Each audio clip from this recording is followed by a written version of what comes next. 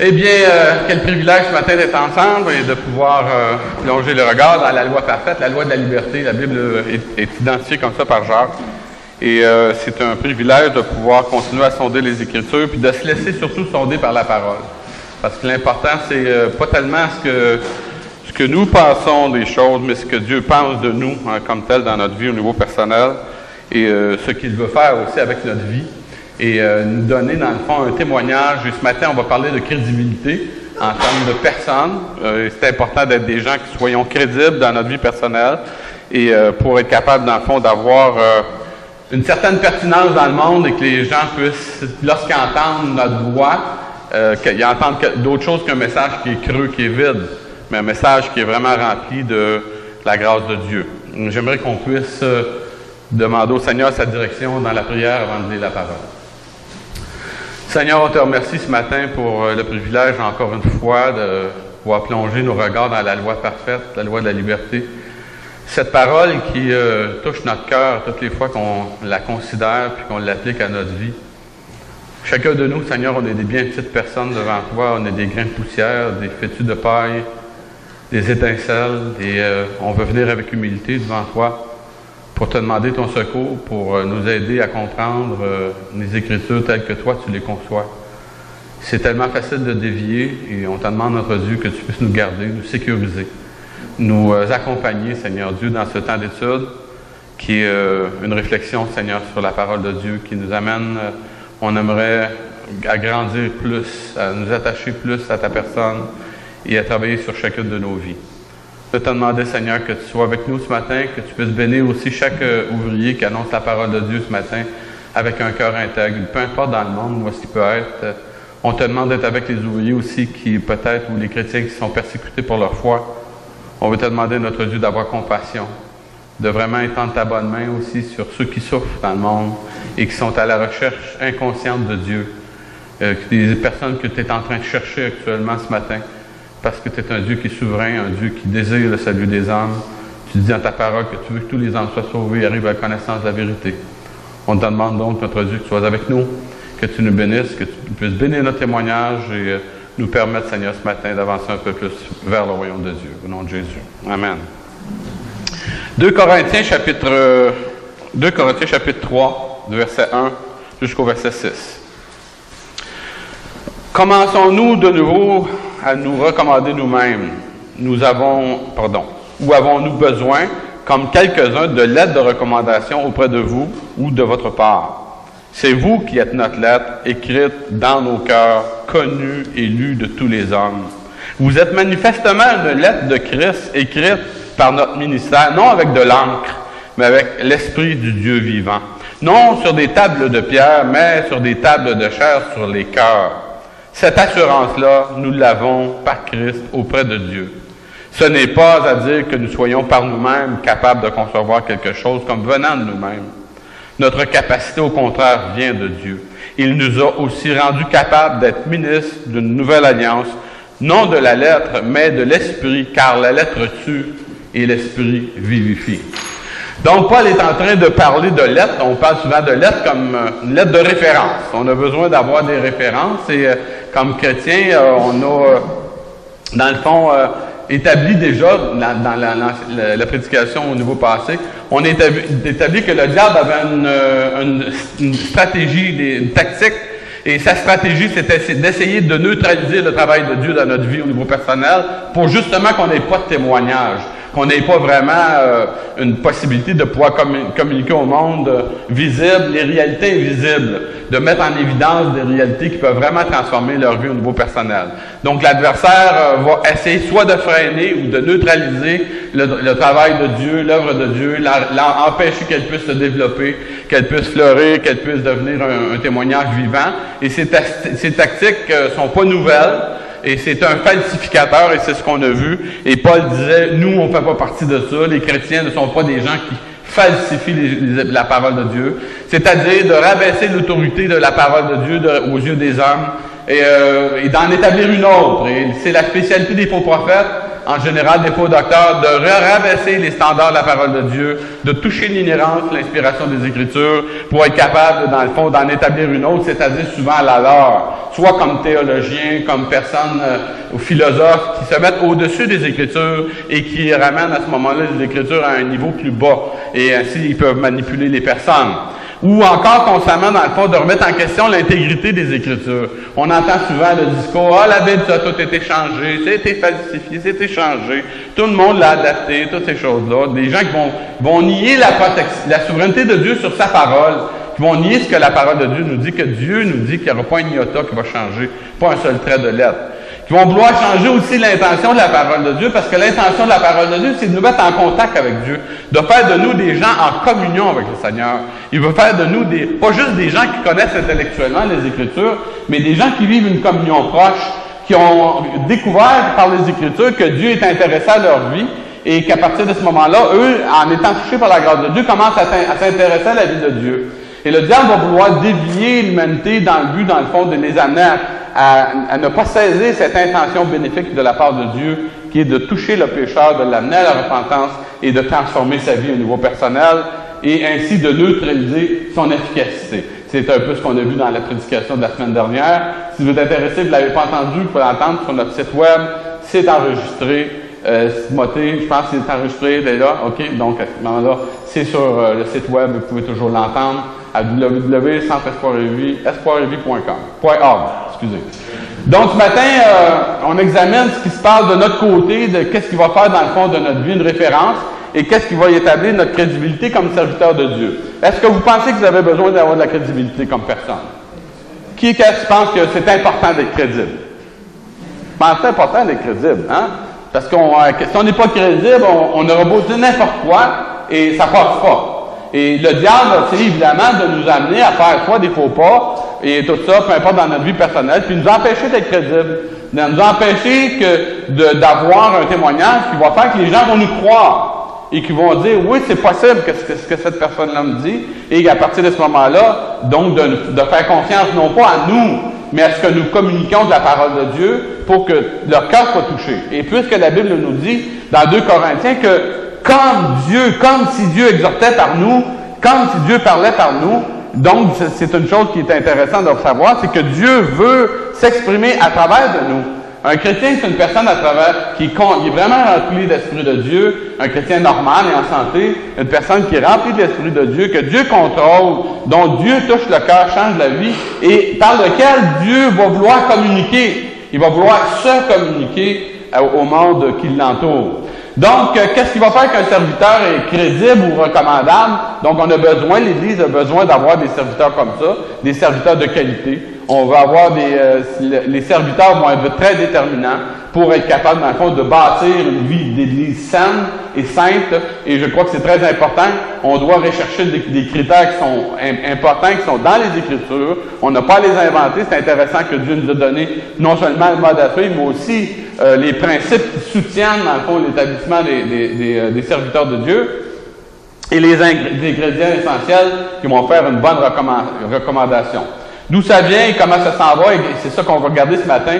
On a besoin de comprendre l'arrière-plan parce que, habituellement, dans l'Église primitive, il y avait, souvent, à cause de tous les tumultes qui se sont passés, il y avait besoin d'avoir des gens qui avaient lorsqu'ils venaient de l'extérieur, il y avait des lettres de recommandation qui devaient être apportées pour être capable d'identifier les fauteurs de troubles. Dans l'Église, on pense que des fois, les fauteurs de troubles, c'est quelque chose de nouveau, mais il y en avait dans l'Église primitive, et tous les avertissements qu'on lit dans les Épîtres sont là pour nous montrer qu'effectivement, il y avait beaucoup de choses qui étaient dégénérées, que les péchés d'hier sont les mêmes qu'on a aujourd'hui, les fausses doctrines qui se passaient dans le temps ont juste souvent changé de nom, mais à quelque part, c'est la même chose, et à partir de ce moment-là, comme il y avait des fauteurs de troubles, il y avait des personnes qui avaient des fois fait du mal à l'Église et tout ça, il y avait à partir de ce moment-là besoin d'avoir des gens, lorsqu'ils étaient envoyés dans une Église pour être capables de faire un ministère, il y avait une lettre qui des fois les accompagnait, et à partir de ce moment-là, ils voulaient dans le fond communiquer que cette personne-là, même si elle avait eu un passé désastreux,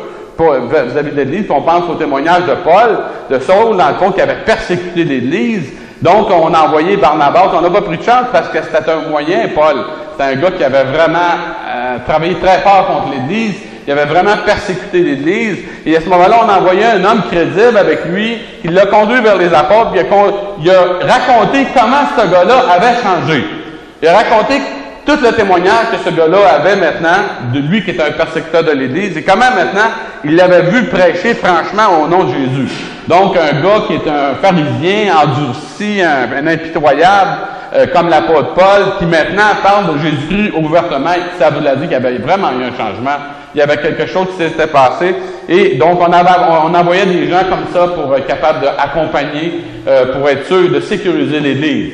Il y avait aussi des faux frères qui s'infiltraient, on le voit dans Galates. Ils disaient que des gens qui étaient là pour épier notre liberté, cette liberté qu'on a en Christ, avec l'intention de nous asservir. Il y avait parmi le peuple de Dieu des gens qui voulaient ramener les gens à l'aide de la loi, ramener les gens avec des fausses doctrines, les ramener à la circoncision, en disant que les chrétiens devaient absolument, nécessairement être circoncis. Et on voit qu'il y a eu tout un dilemme, un grand dilemme, et ça a suscité le premier concile. Et dans Acte 15, on va voir qu'il a fallu qu'ils règlent le problème.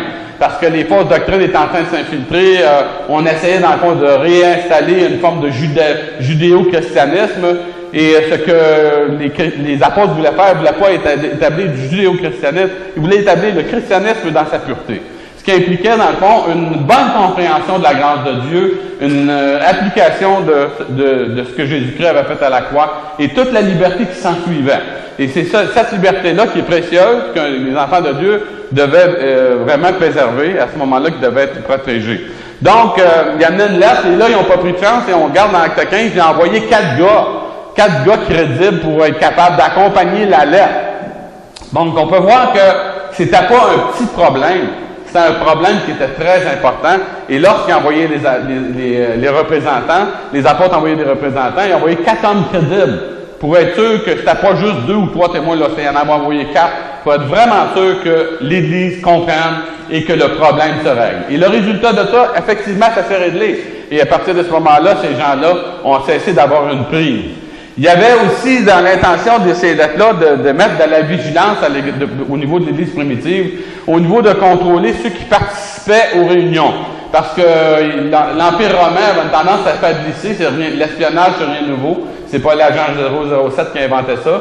C'est vraiment, c'est de tout temps. Et il envoyait souvent des gens pour espionner. Et le gouvernement envoyait des gens pour espionner dans le but de faire, de prendre des gens défauts. Et il harcelait ici, les politiciens avaient un certain pouvoir, un certain contrôle sur les croyants. Et on a vu les résultats de ça. Ça a débordé à toute la persécution de l'Église.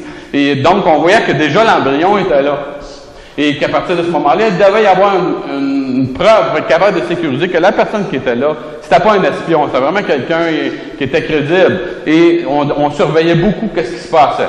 Il y avait aussi les personnes qui étaient non baptisées. Il y avait des gens qui étaient non baptisés et qui s'intégraient parmi les initiés. Des gens, dans le fond, qui venaient et se glissaient parmi le peuple de Dieu, puis ils n'étaient pas nécessairement des croyants et qui avaient des intérêts cachés. Et il n'avait pas passé par le catéchumène, c'est-à-dire la formation de disciples, puis il n'avait pas non plus été baptisé au nom de Jésus-Christ, donc il se glissait des fois au sein de l'Église, et ce que ça amenait, souvent c'était des sectes hérétiques avec des fausses doctrines, et ce qu'il voulait faire, c'est qu'il cherchait à s'introduire dans le but de séduire les jeunes chrétiens faibles, et dans le but de les glaner, de les attirer avec eux. Et moi, je me rappelle d'un cas, quand j'étais jeune chrétien, il y avait un monsieur là, qui faisait ça. Il était venu à l'église de Longueuil, dans le temps que je me rappelle, puis il essayait il allait tout voir les faibles. Tous les gens qui avaient de la faiblesse dans leur vie personnelle, puis il essayait de les harponner. Puis moi, j'agissais comme un chien de garde dans ce temps-là. Je surveillais, et puis on l'a fini par le coincer. Et finalement, on l'a mis dehors de l'église parce qu'il était en train de tout semer la zizanie et la bisbille dans l'église. Il discréditait, le pasteur prêchait en avant, je me rappelle, M. Lavardin prêchait en avant, puis il arrivait en arrière, puis il démolissait tout, qu'est-ce que c'est que le pasteur disait. Il démolissait tout. C'était systématique, hein. Fait qu'à un moment donné, où j'entendais ça, à un moment donné, j'ai dit, oh, je me suis assis, je l'écoutais, puis j'ai dit, il y a quelque chose qui va pas bien, là. Là, j'ai averti le pasteur puis le conseil, j'ai dit, hey, ce monsieur-là, là, il est en train d'essayer de drainer des brebis, puis tout ça. Et fait qu'ils ont été obligés, ils l'ont exhorté, puis finalement, il n'a pas obéi, puis donc, il est obligé de quitter l'Église. Et c'était une bonne chose, c'était une protection, c'était un loup déguisé en brebis. Et donc, l'Église a besoin vraiment d'évaluer la crédibilité des personnes. Hein? La Bible nous dit de ne pas ajouter foi à tout esprit, mais d'éprouver les esprits pour savoir s'ils sont vraiment de Dieu. Donc, on a besoin de savoir ça. On est là, on n'est pas comme, on n'est pas des valises pour se laisser remplir. On est des comme croyants, on a le droit d'avoir des convictions et que nos convictions soient respectées. Que la vie de l'Église soit respectée. La sainteté de l'Église, la santé de l'Église.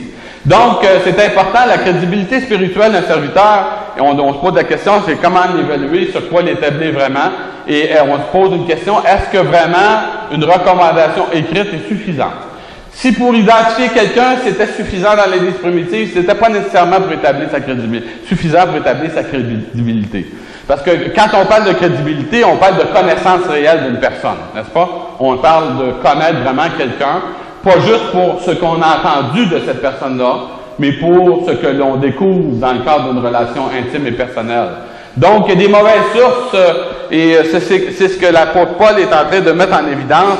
Il dit, commençons-nous de nouveau à nous recommander nous-mêmes. Hein? La tendance à se dire, crois-moi, tous les gens, dans le fond, même les plus croches, vont vous dire ça. Ils vont vouloir que vous les croyiez. Pourquoi? Parce que c'est comme ça, si vous leur donnez votre vote de confiance, vous allez laisser tomber vos défenses et à partir de ce moment-là, vous allez devenir des proies. Et c'est vraiment la spécialité des gens qui sont des manipulateurs. Donc, la Bible nous dit, c'est pas celui qui se recommande lui-même qui est reconnu, qui doit être reconnu. Michel vient de dire, c'est celui que le Seigneur va recommander. Donc, on a besoin de... C'est pas ta bouche qui doit te louer. C'est pas tes prétentions personnelles que tu vas mettre de l'avant. C'est pas ta bouche. C'est pas l'impression que tu as sur toi-même. Mais c'est plus la bouche d'un autre. C'est-à-dire de quelqu'un qui te regarde vivre, qui est capable de t'évaluer. Et on dit souvent qu'on est mauvais juge pour soi-même. C'est un dicton qui dit ça. Même les gens dans le monde le disent, ce dicton-là. On est mauvais juge pour soi-même, et avec raison. Il y en a qui disent en latin, je vais vous sortir mon latin ce matin, hein? Il dit stercus cunic sum bene olet, qui veut dire tout simplement, voyons donc, pour chacun son fumier sent bon. Hein? C'est un dicton qui disait ça. À chacun, tout le monde se trouve, hein? Vous remarquez, quand il y a des mauvaises odeurs dans un endroit restreint, puis si ça vient d'ailleurs, on dirait que ça sent bien plus mauvais que si c'est par accident quelqu'un qui l'a échappé. À quelque part, la réalité, c'est ça. Et les proverbes qui disaient à chacun que sa salive, c'est comme du miel. C'est vrai, hein? Dans le fond, tu n'as pas l'impression. Vous avez remarqué des fois que tu t'es pas nécessairement brossé les dents, tu n'as pas l'impression que tu sens mauvais, mais c'est d'autres, tout le monde autour le sait. Tu te demandes, mais comment ça se fait? Comment ça se fait que quand je parle, la personne a fait ça de même? C'est tellement, si elle parle, j'ai quelque chose à te dire. Oh oui! À quelque part, ben pourquoi? Parce que quelque part, on est mauvais juge pour soi-même, on s'habitue, même les gens qui élèvent des porcs, hein, vous savez quoi? Ils savent pas qu'ils sentent le porc à un moment donné, ils sentent plus, ils sont dedans tellement. Et c'est comme ça, c'est la vie. La réalité, c'est la vie. Donc, Paul connaissait la vanité de son propre cœur. Quand on regarde Paul, c'est un homme, un serviteur de Dieu. Philippiens chapitre 3 nous dit une part de son pédigré, comment il s'évaluait lui-même, et comment, dans le fond, toute la confiance qu'il avait placée dans sa chair avant d'être chrétien, comment ces choses-là étaient devenues insipides et inutiles pour lui comme serviteur de Dieu. Parce qu'il était à la poursuite d'une chose, il poursuivait la personne de Christ. Il a découvert l'excellence de Jésus-Christ, il a découvert simultanément sa petitesse. Il a découvert à quel point, dans le fond, il était insignifiant comme personne humaine et incapable de satisfaire aux exigences de Dieu. Et l'évaluation qu'il avait de lui-même, c'était une évaluation qui était tout à fait exacte. Il était bien peu de choses. Il dit qui est suffisant pour ces choses. C'est le verset avec lequel il a conclu avant. Il dit au verset 17 du chapitre 2, il dit qui est suffisant pour ces choses. Il n'y a personne qui est vraiment suffisant pour ces choses-là, et on a besoin, dans le fond, d'avoir quelque chose pour nous aider à combattre notre nature orgueilleuse, notre mauvaise lecture de ce que nous sommes, et à partir de ce moment-là, d'essayer, dans le fond, de combattre la tendance qu'on a à essayer juste de laisser une impression superficielle, plutôt que d'être des gens vrais, des gens authentiques. Donc, la pensée biblique est opposée à celle du monde, mais vraiment, parce que quand on regarde dans le monde, on nous apprend comment faire pour se vendre, comment faire pour se démarquer des autres. Ça, c'est l'esprit du monde, la compétition, c'est exactement ça. On est en train d'essayer de prouver constamment qu'on a une valeur. Et si on est capable de prouver dans quelques minutes dans une interview pour avoir un emploi ta valeur, tu es capable de te vendre, ben tu risques d'avoir le travail. Et c'est comme ça que ça fonctionne. Tandis que la parole de Dieu nous amène, dans le fond, à une compréhension qui est différente. Et c'est facile d'avoir des trucs pour impressionner des personnes. Des fois, c'est pas grand-chose. Et les arnaqueurs sont pas assez maîtres dans cet art-là. Et quand on voit des gens qui se font tromper, qui se font avoir en général, c'est parce qu'ils ont fait confiance à quelqu'un qui a vraiment abusé d'eux. Et à ce moment-là, ça devient une forme d'illusionniste. Les gens tombent dans une séduction, ils vivent une illusion, ne vivent pas la réalité. Les arnaqueurs, les menteurs ne présentent pas la vérité. Ils présentent un mensonge, mais qui a l'air de la vérité. Et c'est très important, c'est la base de toutes les fausses doctrines. On appelle ça jeter de la poudre aux yeux. Vous connaissez l'expression? Quand tu jettes de la poudre aux yeux, le résultat, c'est que tu vois rien. Et tu vois plus clair, comme on dit. Et à ce moment-là, tu n'es plus en mesure de faire les bonnes décisions. La recommandation d'un autre, c'est pas mauvais d'avoir un bon témoignage, puis la recommandation d'une autre personne. Mais la question qu'on se pose, c'est est-ce que c'est suffisant pour être capable d'être une personne 100% crédible? Dans l'Ancien Testament, il y avait toujours pour régler des conflits, puis de même dans le Nouveau Testament, Matthieu 18, il y a toujours l'appel à 2 ou 3 témoins lorsqu'il y avait une situation conflictuelle, lorsqu'il y avait des choses difficiles, lorsqu'il y avait des choses qui étaient comme pas claires. On voulait amener des choses, essayer de régler. L'Église nous a appris à régler les choses dans un profil bas. C'est-à-dire, tu as un problème avec une personne, tu y vas personnellement. Tu as un problème avec un peu plus qu'une personne, ou avec la personne, mais que la personne ne veut pas régler. Là, tu essaies de régler ça encore en parlant ensemble à 2 ou 3 personnes, 2 ou 3 témoins. Ultimement, quand ça ne marche pas, tu dis à l'Église. Mais fondamentalement, la parole de Dieu nous enseigne, dans le fond, que la recommandation d'un autre, on fait appel à des témoins, on fait appel à des personnes à l'extérieur, mais est-ce que vraiment ça établit la réalité de notre crédibilité? Même si c'est important de tenir compte de la réputation d'un individu, est-ce que c'est suffisant pour démontrer la valeur réelle d'une personne? Et je crois que, ultimement, et c'est ça qui est important ce matin, c'est ces points-là que je vais regarder avec vous. La crédibilité d'un serviteur, moi je pense qu'il repose sur les traces qu'il laisse dans sa vie. Je crois vraiment, quand on examine la vie d'une personne, on va découvrir vraiment la crédibilité de cette personne-là et l'empreinte spirituelle qu'il va avoir incrustée dans la vie de d'autres hommes. Qu'est-ce que ça donne à un homme de conquérir l'univers s'il perd son âme? Qu'est-ce qu'il est en train de nous dire? Il est en train de nous communiquer. Tu peux tout avoir dans la vie, mon ami. Mais si tu perds ce qui est essentiel, qui est ton âme, c'est ce qui est vraiment dans l'intérieur, dans ta vie intérieure, tu n'auras pas grand-chose. Et je crois que c'est important, Jésus nous est présenté dans la parole de Dieu, dans l'Épître aux Hébreux, il nous est présenté comme une personne très, très particulière. Une personne qui nous a appelé à lui faire confiance sur une base très simple. La base qu'il nous a présentée, c'est que dans sa vie, quand on le regardait, on voyait une empreinte. On a vu vraiment une empreinte réelle. Et il nous dit ceci, en parlant de Jésus-Christ dans Hébreux, 1er chapitre, et au verset 3, parlant de Jésus, on nous dit qu'il était le reflet de la gloire et l'empreinte de sa personne, en soutenant toutes choses par sa parole puissante. Quand on regarde à Jésus-Christ, puis on veut connaître Dieu, on sait que Jésus-Christ, c'est lui qui est l'empreinte de Dieu. Et toute la vie, lorsque Jésus s'est présenté à l'humanité, il s'est présenté comme étant l'empreinte de Dieu. Il s'est présenté comme Dieu fait chair, comme Dieu incarné, pas comme un prophète amélioré, pas comme un genre d'autres gourous dans le monde. Il y en avait tellement dans son temps quand il est venu. Mais il s'est présenté comme le Dieu qui s'est dépouillé de sa gloire et qui s'est présenté, qui est venu s'incarner dans un corps d'homme pour venir mourir à la croix, pour sauver l'humanité. Et quand on regarde à sa vie, on se dit, est-ce que c'était vrai? Tu regardes sa vie, tu lis sa vie, toute sa vie le prouve. N'est-ce pas? Toute sa vie le prouve. Il a fait des affirmations dans sa vie personnelle lorsqu'il a dit « Je suis le chemin, la vérité, la vie ». Tu le regardais vivre, sa vie le prouvait. Sa vie le prouvait. Et c'est ça qu'on veut voir. Quand on parle d'être un chrétien, c'est de ça dont on parle. On ne parle pas simplement d'avoir simplement des connaissances intellectuelles sur les choses de Dieu. Et on veut vraiment avoir une relation personnelle établie avec Dieu qui nous communique une vie transformée et qui va faire de nous des personnes changées. Donc, quand on est jeune en général, on regarde l'avenir, on veut voir, on veut construire, on veut édifier, on veut faire des projets, on veut voir quelque chose se faire. C'est le propre de la jeunesse, c'est normal.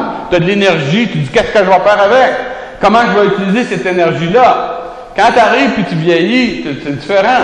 le jeune, dans le fond, il veut croire à l'impossible. Souvent, les personnes âgées, la tendance, c'est l'impossible, là, oh boy, on a limité, on a perdu beaucoup d'illusions en vieillissant. Mais ceux qui sont croient à l'impossible, ils vont dire aux autres, regarde, empêchez-moi pas d'y croire, dans le fond, puis découragez pas ceux qui sont en train d'essayer de la faire, de l'accomplir. La vie change, et en vieillissant, la dynamique change, on regarde en arrière, on regarde qu'est-ce qui nous suit en arrière, hein? Ça, c'est les petits canards. La mère, on peut penser que c'est une femelle, hein? Ça, c'est comme rien. Et que les canards, bien sûr, ils regardent en arrière, puis ils examinent les traces. On fait un genre de bilan honnête de notre vie au niveau personnel.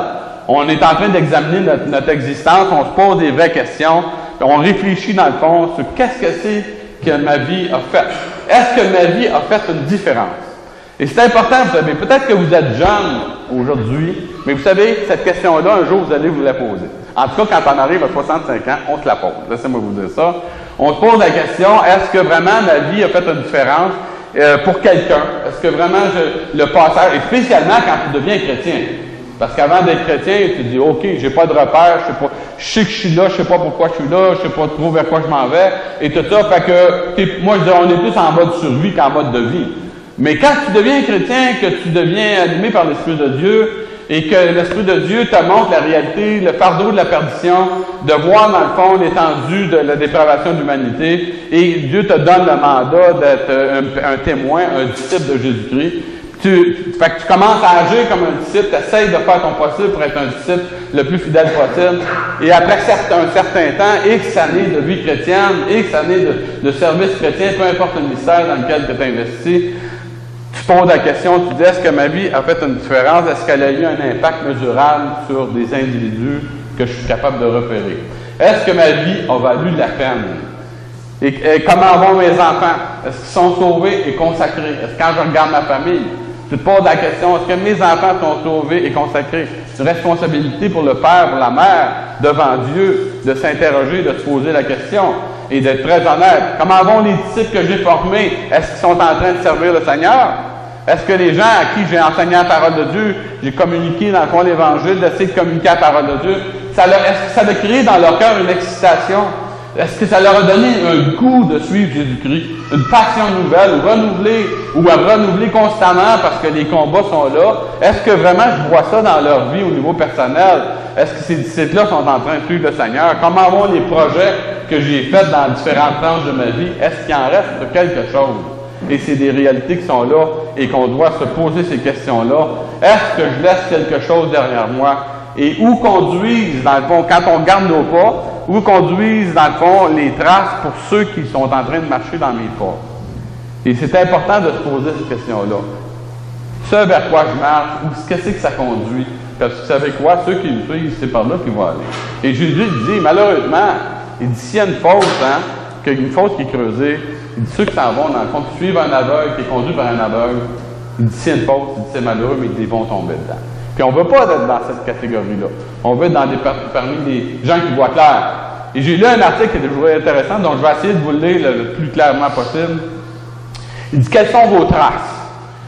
Tous dans le monde laissent la marque de son passage. Aussi bien la mousse qui pousse sur les murs que les ruisseaux coulant dans la vallée, le ver qui circule dans la terre ou qui longe lentement le bois, le gibier qui court dans la campagne, les roches qui constituent l'écorce terrestre sont conservées, les empreintes des animaux, des plantes, longtemps disparues. Est-ce que seul dans l'univers, l'homme échapperait à cette loi? À le voir, il semblerait qu'il ignore que chacune de ses paroles, chacun de ses actes laisse des traces, sa trace dans le monde, une trace utile, bienfaisante s'il fait le bien, une trace qui lui sera d'un germe de désordre et de corruption s'il fait le mal. Il la laisse dans sa famille, dans son village, dans sa ville, dans son histoire peut-être. Il la laisse en tout cas dans le cœur de son prochain. Suivez, si vous le pouvez, les conséquences d'une lecture immorale, d'une médisance, d'un mauvais exemple, d'une seule parole. Voyez le mal que font dans les écoles, dans les ateliers, le nombre de jeunes gens qui laissent la trace de leur vice précoce dans le cœur de leurs camarades. Regardez autour de vous, chez vous, ce que produit l'exemple des parents. Ce qu'ils sont, ce qu'ils font influe infiniment plus sur les enfants que les réprimandes. Beaucoup peut-être défendront à leurs enfants d'être menteurs paresseux, mais leur exemple les conduira sûrement sur ce chemin du mensonge, de la paresse, peut-être aussi de la boisson, de la débauche. Combien tout cela devrait nous apprendre à veiller sur nous-mêmes.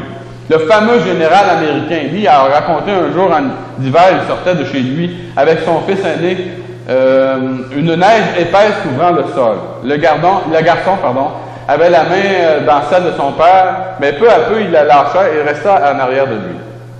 Au bout d'un moment, le général se retourna et le vit bien droit, la tête haute, essayant d'imiter tous ses mouvements. L'enfant faisait de grands efforts pour placer bien exactement ses petits pieds dans les empreintes laissées par son père. Il dit, quand je le vis, dit celui-ci, que le gamin se mettait déjà en tête de suivre mes traces, je me sentis obligé de marcher droit. Et je pensais que je devais prendre un soin plus grand que de faire le bien en toutes choses. Quelle révolution s'opérait dans le monde si chacun se sentait obligé de faire ainsi le bien en toutes choses, de ne laisser derrière lui que des bons souvenirs. L'histoire nous offre à cet égard un modèle parfait, Jésus-Christ, celui dont les contemporains disaient qu'il allait de lieu en lieu faisant du bien, celui qui était doux et humble de cœur, celui qui a donné sa vie pour le salut des hommes, celui qui a mis la croix et qui priait pour ses bourreaux. Et voyez quelle trace profonde il a laissé cet homme, et cependant il a été toute sa vie pauvre et méprisé. Que de milliers de gens ont trouvé par son moyen la paix et le bonheur. Je trouve ça très touchant de lire cet article-là, et c'est la réalité. Dans le fond, une vie qui est recommandable, c'est une vie qui va avoir un impact dans la vie des autres. Dans le fond, une personne qui va manifester par sa vie un aspect du caractère de Dieu, de la grâce de Dieu, de l'amour de Dieu, et qui va avoir une influence sur la vie de ceux qui le regardent vivre. Les gens qui nous regardent vivre vont examiner notre vie et ils ont tout à fait le droit de le faire. Et un croyant, dans le fond, une personne qui est ordinaire dans un sens, mais dans un autre sens, qui est extraordinaire parce que sa vie est conduite par l'Esprit de Dieu, qui lui est extraordinaire et qui nous habite. Et donc, c'est important, tout ce qui nous définit dans notre vie personnelle devant Dieu, et tout ce que, dans le fond, qui nous communique notre réelle valeur, dans le fond, c'est cette réalité-là. C'est ce que nous allons vouloir créer comme impact. Donc, quand Paul est en train de nous dire dans 2 Corinthiens, il nous parle comme chrétiens, il s'adresse à nous en nous disant, vous savez, vous êtes quelque chose de spécial. Vous êtes des gens spéciaux. Et que ce qu'on est, il nous dit ceci, simplement, il dit, c'est vous qui êtes notre lettre. C'est vous qui êtes notre lettre. Quand on parle de recommandation, il dit, c'est vous qui êtes notre lettre. Donc, c'est important. C'est vous qui êtes notre lettre, écrite dans nos cœurs et connue et lue de tous les hommes. Vous êtes manifestement une lettre de Christ. Donc, il est en train de dire, de nous identifier comme étant une lettre, de dire que notre vie est une lettre. Et la question, c'est qu'on doit se poser, c'est est-ce que Paul, quand il regardait ses disciples, il était fier de ce qu'il lisait? Quand Dieu examine notre vie, quand Dieu regarde notre cœur, quand Dieu regarde nos choix, notre cheminement, est-ce que Dieu est fier de ce qu'il lit dans ma vie, au niveau personnel, de la façon dont je fais mes choix, de la façon dont je progresse dans l'élaboration de mes choix au niveau personnel? Ce que Paul est en train de dire, vous savez, il est en train de dire, c'est vous qui, dans votre cheminement, par votre action, puis par votre engagement, qui donnez du sens à ma vie et à mon ministère. Parce que pour Paul, le ministère, c'était sa vie, c'était son ministère. Donc, il est en train de parler de cette étroite relation qui existait entre lui et ses disciples, une affection tout à fait particulière. Il parle, dans le fond, vous êtes écrite dans mon cœur.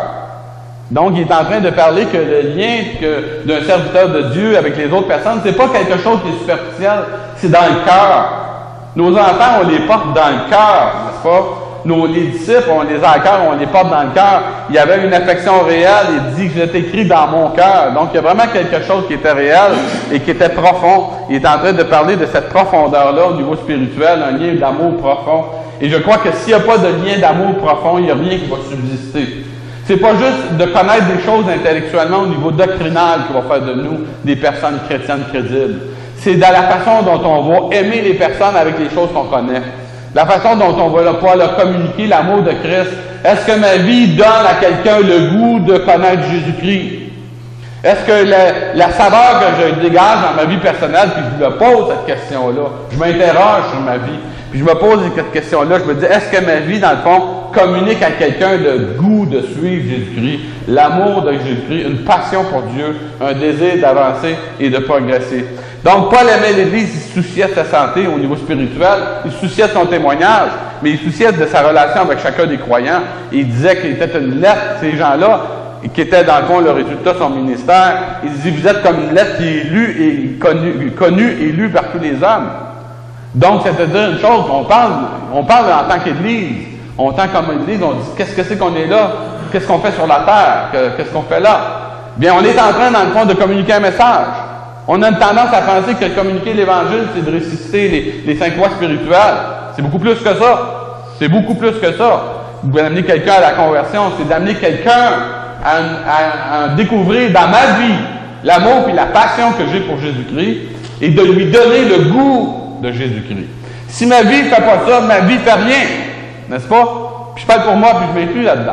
Et je crois réellement cette réalité-là, et que c'est vraiment un désir qu'on devrait avoir dans notre cœur. Demandez au Seigneur, si ma vie n'est pas savoureuse, donne-moi de la saveur. Je ne veux pas être comme un sel qui a perdu sa saveur, qui est bonne pour être foulé aux pieds, puis être mis comme dans le fumier. Donc, je veux vraiment avoir une saveur. Le monde a besoin de voir des disciples de Christ qui sont vraiment conséquents, des personnes qui sont allumées. On n'allumera pas le monde avec un allumette éteinte, n'est-ce pas? Si on n'est pas allumé comme chrétien, on ne mettra pas le feu nulle part. Et c'est très important, et c'est ce que Paul est en train de communiquer. Il est en train de dire à l'Église, qui parlait à cette Église-là, vous savez, les gens ont besoin de Christ, ils ont besoin de l'Évangile, même s'ils ne savent pas. C'est une réalité qui est là, c'est une réalité qui est là, la Bible nous le dit. Donc, le monde est témoin de nos choix, de notre façon de vivre. Il veut savoir qu'on est des gens vrais, il voit des philosophies, puis il nous examine à travers de ça. Puis il nous pose la question, vous autres les chrétiens, est-ce que vous êtes si différents de tous les gens religieux qui m'entourent? Est-ce que votre vie est plus crédible que la vie des philosophes autour de moi? Est-ce que votre vie est vraiment significative? Est-ce que vous avez vraiment une vie qui est honnête, une vie intègre, une vie qui glorifie Dieu? Et ils ont vraiment le droit de nous poser ces questions-là. Ils ont le droit de nous poser la question, est-ce que ta vie est vivante ou c'est comme un genre de lettre morte? Et c'est ce que Paul est en train de communiquer. Il est en train de leur dire, de les interpeller dans leur communiquant vraiment une image réelle de ce que Dieu voyait de ces personnes-là. Il les voyait comme une lettre vivante. Il dit, écrite dans nos cœurs, mais lue et connue de tous les hommes. Il dit, vous êtes manifestement une lettre de Christ. Donc, on se pose une question qui est tout à fait légitime. On pose la question qui est légitime. Qu'est-ce que tu fais la différence et qu'est-ce que tu as offert de plus que les autres? Qu'est-ce que tu as offert de plus que les autres? Et c'est ça que tu dois présenter au monde, et indépendamment de leur réaction, de leur communiquer dans le fond, qu'est-ce que c'est qui est ta vraie valeur au niveau personnel. Vous savez, les hommes sont fatigués, sont désillusionnés, ils vivent autour de nous toutes sortes de choses, sont oppressés par le travail, oppressés par l'urgence de la vie, ils sont gavés de choses spirituelles, superficielles, ils sont gavés de toutes sortes de choses, ils cherchent un sens réel à la vie. Moi, je me rappelle quand je me suis converti en 77, je me posais des questions, mais je me posais des vraies questions. Et je cherchais des réponses, mais je ne savais pas où les trouver, ces réponses-là. Mais un jour, quelqu'un qui m'a apporté les vraies réponses, puis qui m'a dit, la vraie vie, là, c'est de connaître Christ personnellement, d'établir un lien d'amour avec Dieu, par passant par Jésus-Christ, d'obtenir enfin une espérance certaine, une espérance qui va être capable de te transformer, de te changer, de faire de toi un être nouveau, et qui va pouvoir te donner la possibilité d'être utile autour de toi. Je vivais depuis que j'étais toute jeune avec le désir dans le fond du cœur de faire du bien autour de moi. Puis je ne savais pas comment. J'essayais bien avec mes moyens humains pour faire du bien, mais c'était toujours limité. La portée de ce que je faisais était toujours limitée. Je n'étais jamais capable de donner à quelqu'un une solution efficace pour sa vie. Je n'étais pas capable de lui communiquer une espérance durable. Je le voulais, mais je ne l'avais pas. Je ne l'avais pas. Et quand je suis devenu chrétien et que j'ai appris que j'avais été créé en Jésus-Christ pour de bonnes œuvres, je me suis dit, ah, ça c'est de l'art. Moi, comme artiste, je voulais créer la vie, je n'étais pas capable. Mais là, j'ai dit, ça c'est l'art de Dieu, de créer la vie. C'est Dieu qui donne la vie. Et moi, j'ai dit, hey, moi j'achète ça. Je veux ça pour moi. Puis j'aimerais ça pouvoir communiquer ça. Et c'était la base, dans le fond, de mon engagement avec le Seigneur au niveau personnel. Et c'est encore la même chose aujourd'hui. Donc, c'est important, vous savez, les gens veulent avoir des preuves. Ils disent, montre-nous des preuves, on va vous croire. Donc, la vraie réponse, dans le fond, qu'on devrait leur donner, c'est ce que Paul est en train de nous dire.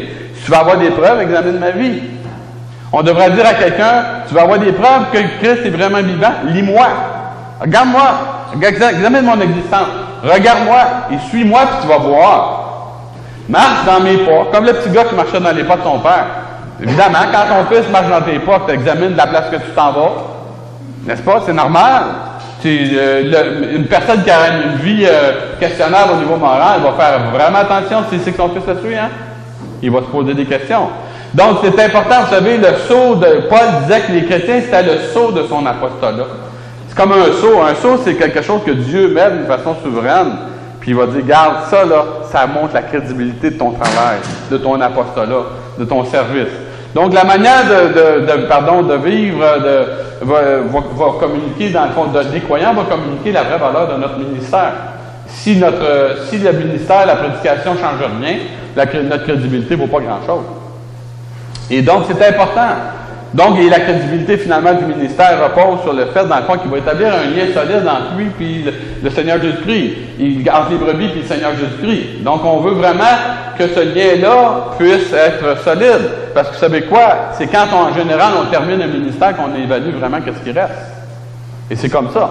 La réalité, c'est quand on regarde notre vie personnelle, on se dévoue, on essaie de faire toutes sortes de choses.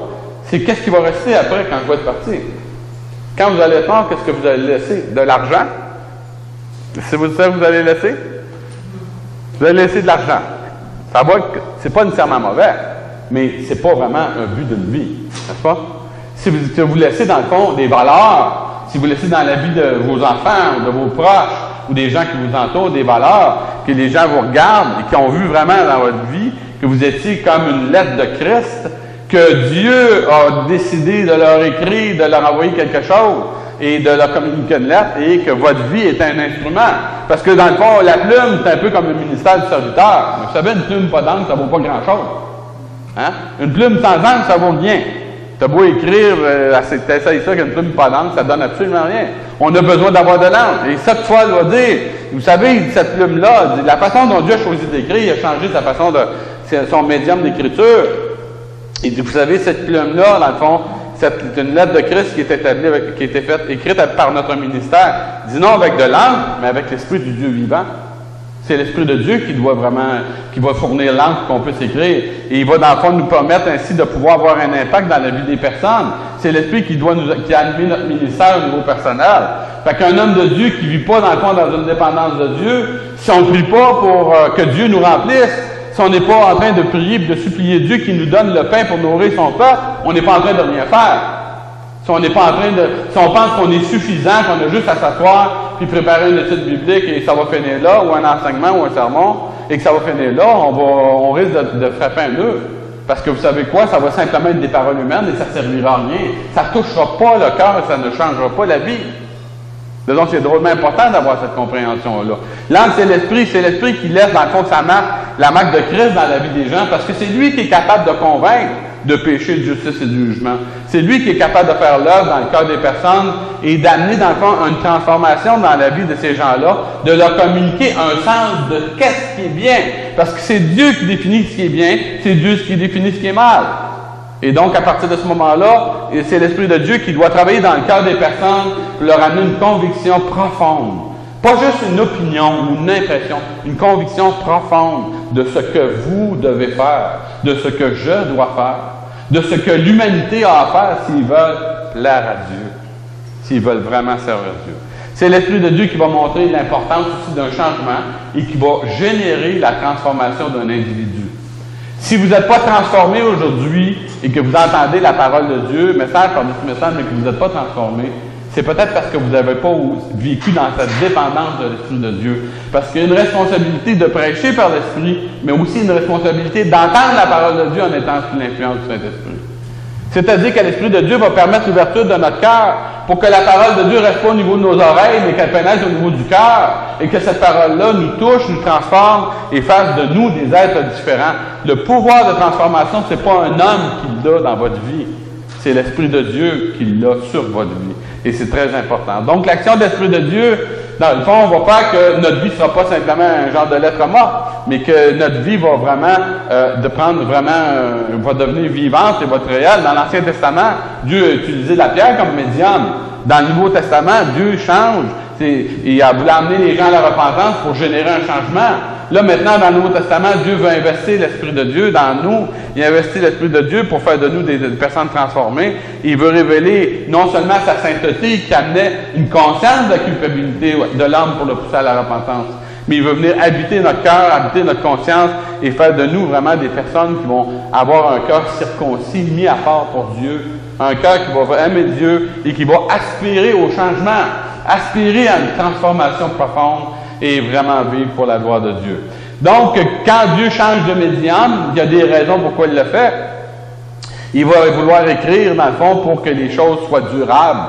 Et lorsque Dieu écrit dans le nouveau médium, c'est plus sur de la roche ou avec un burin qu'il va écrire, mais c'est avec l'encre de l'Esprit de Dieu. Et la tablette, c'est le cœur de l'homme. Et c'est ça que dans l'Ancien Testament, dans Ézéchiel, il dit que Dieu va changer le médium. Il va enlever le cœur de pierre, puis il va nous donner un cœur de chair. Un cœur qui est capable de battre au diapason de ce que Dieu veut qu'on comprenne. Il veut nous amener à son niveau, à sa compréhension des choses. Et dans le fond, le cœur transformé par l'action du Saint-Esprit va vraiment avoir un témoignage qui va être crédible et véritable. C'est ça le témoignage d'un chrétien. Un chrétien, c'est une personne qui a décidé que Dieu dominerait sur sa vie tous les moments de sa vie et qui lutte pour ça. Qui lutte comment sur ses genoux, dans la dépendance de Dieu, dans les choix, de renoncer à des choses mauvaises, de faire des choix difficiles, d'accepter certaines contraintes dans sa vie personnelle, d'accepter dans le fond que Dieu va vouloir faire dans sa vie, de le laisser faire cette œuvre divine qui est permanente, illimitable, irréversible et éternelle. Une œuvre que seul Dieu peut accomplir dans les vies et qui va nous amener vraiment à un changement profond et nous donner un témoignage qui est vraiment solide et qui va vraiment créer un impact. Donc, la crédibilité du serviteur de Dieu repose sur le fait que la croix est suffisante, pleinement suffisante. Et c'est ce que Paul va dire. Il dit, cette assurance-là, 2 Corinthiens 3, 4, cette assurance-là, nous l'avons par Christ, auprès de Dieu. Ce n'est pas en dire que nous soyons par nous-mêmes capables de concevoir quelque chose comme venant de nous-mêmes. Notre capacité, au contraire, vient de Dieu. Donc, ce n'est pas les performances humaines sur lesquelles on va investir ou tabler, mais on va vraiment investir sur notre foi, dans le fond, sur la capacité de Dieu de faire un changement dans notre vie, de nous toucher, de nous transformer. Et cette capacité-là, on l'a à la croix, par Christ, auprès de Dieu. On a vraiment cette capacité-là. C'est une capacité qui est miraculeuse, qui est donnée par Dieu et par l'action du Saint-Esprit dans notre vie. Donc, une capacité qui est donnée par Dieu et un ministère de puissance qui va être vécu sous l'influence de l'Esprit de Dieu va avoir un impact, c'est sûr, une question de temps et que Dieu va vraiment pouvoir l'utiliser. Donc, c'est important, je savez, d'être vraiment recommandé par Dieu, que notre vie soit une vie qui soit recommandable, que quand les gens nous regardent vivre, ils disent hey, cette personne-là, c'est une personne qui n'est peut-être pas parfaite, mais au moins elle est crédible. Et je sais que Dieu approuve ce que cette personne-là dit. Si ce matin, ce que je vous dis, vous pensez que ce n'est pas de Dieu, s'il vous plaît, ne le croyez pas. C'est très important pour vous-même. C'est votre sécurité. C'est votre équilibre personnel qui dépend de ça. Mais si ce que je vous apporte ce matin, vous croyez que c'est le reflet de ce que la parole de Dieu vous enseigne, c'est à vous à ce moment-là de faire des choix, de faire des décisions. Et la question que je vous pose, c'est où est-ce qu'on en est ce matin comme personne et comme Église? Où est-ce qu'on en est? Où est-ce qu'on se situe? Et dans le fond, qu'est-ce que les gens, quand ils nous regardent, peuvent lire dans ma lettre au niveau personnel et dans la vôtre, dans votre vie? Est-ce que votre vie est un genre de lettre ouverte? Vous vivez une vie dans la transparence, dans laquelle vous êtes des personnes honnêtes, où vous appliquez des gens honnêtes, des gens intègres, des gens qui vraiment veulent vivre à la hauteur de leur croyance fondamentale, de leur allégeance envers Jésus. Si vous avez donné votre vie à Christ, vous ne devez pas l'avoir donné juste des petits bouts, vous devez l'avoir donné au complet. Et c'est important qu'on ne garde rien pour nous-mêmes, mais qu'on laisse tout au pied de la croix. Quand on donne sa vie au Seigneur, on la met au pied de la croix, pour dire au Seigneur, donne-moi la grâce de mourir à moi-même et je veux te laisser vivre maintenant en moi. Que ma vie puisse avoir un impact. Et prions que Dieu dans sa miséricorde, que notre vie puisse avoir un impact positif pour le salut de tous ceux qui nous regardent vivre et qui sont témoins de lorsqu'on ouvre la bouche, on dit « Moi, je suis chrétien ». N'est-ce pas? Parce que c'est une chose de dire « Moi, je suis chrétien ». Ça en est une autre de le prouver. Prions.